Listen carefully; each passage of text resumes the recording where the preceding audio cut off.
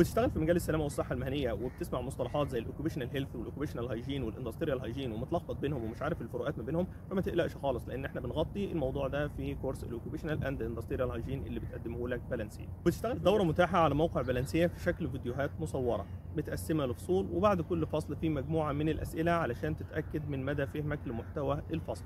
كمان الدوره نازل معاها مجموعه من الهدايا زي خصم 75% لاول 100 مشترك، وان حضرتك ليك 5 ايام كاملين من تاريخ تسجيلك تقدر تسترد فيهم كامل قيمه الكورس او كامل اللي انت دفعته بدون اي قيد او شرط، فقط لو حسيت ان الكورس ده مش هو المناسب لحضرتك في التوقيت الحالي.